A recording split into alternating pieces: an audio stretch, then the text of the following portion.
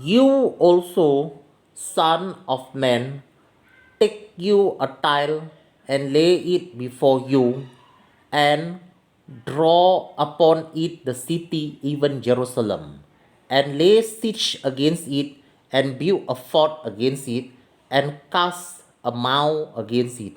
Set the camp also against it, and set battering rams against it round about.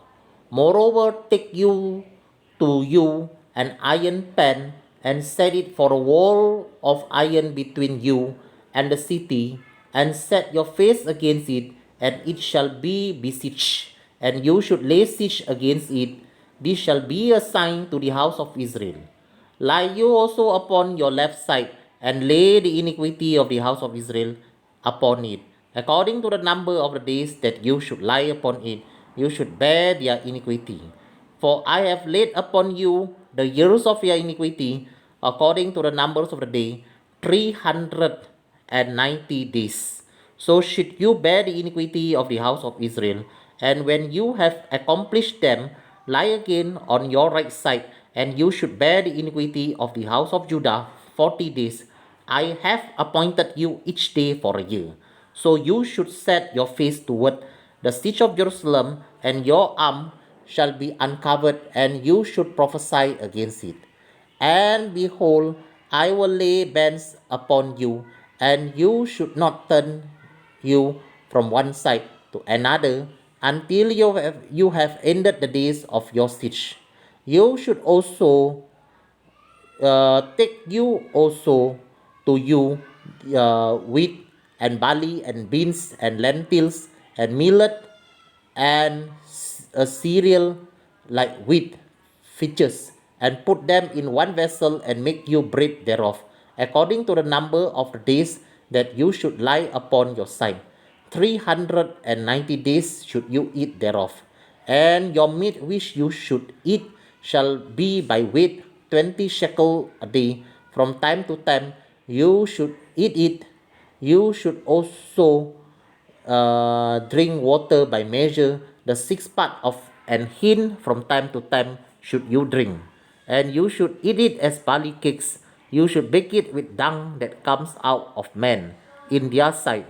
And Jehovah said, even thus shall the children of Israel eat their defiled bread among the Gentiles, where I will drive them. Then said I, Jehovah God, behold, my soul has not been polluted.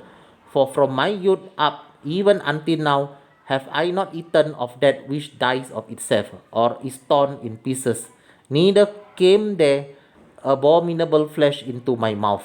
Then he said to me, lo, I have given you cow dung for men dung, and you should prepare your bread therewith.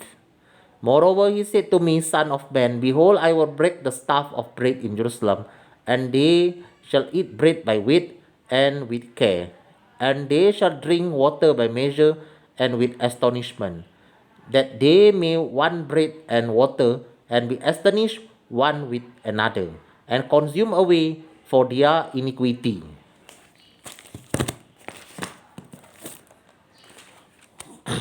हे मनुष्य के संतान, तू एक ईंट ले और उसे अपने सामने रखकर उस पर एक नगर अर्थात यरूशलेम का चित्र खींच।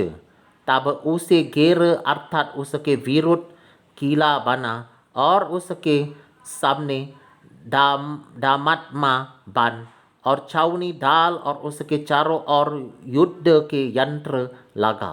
तब तू लोहे की थाली लेकर उसको लोहे की शहरपनाह मानकर अपने और उस नगर के बीच खड़ा कर, तब अपना मुंह और उसके सामने करके उसकी घेराबंदी कर। इसी रीति से तू उसे घेर रखना। ये इस्राएल के घराने के लिए चिन्ह ठहरेगा। फिर तू भाई करवट लेकर इस्राएल के घराने का आदरम अपने ऊपर रख, क्योंकि जितने दिन तू उस करवट लेता रहेगा, उतने दिन तक उन लोगों के आदरम का भार सहता रहेगा।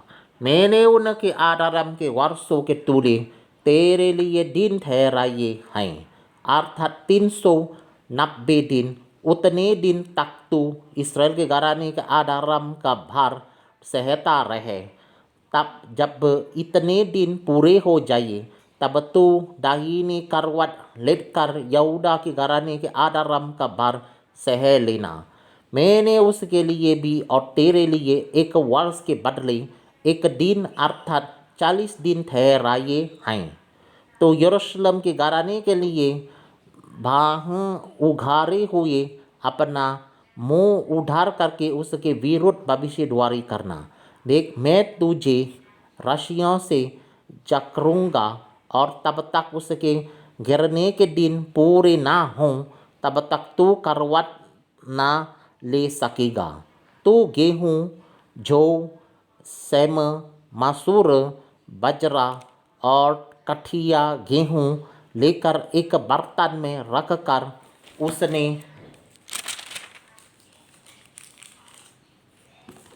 उसने रोटी बनाया करना।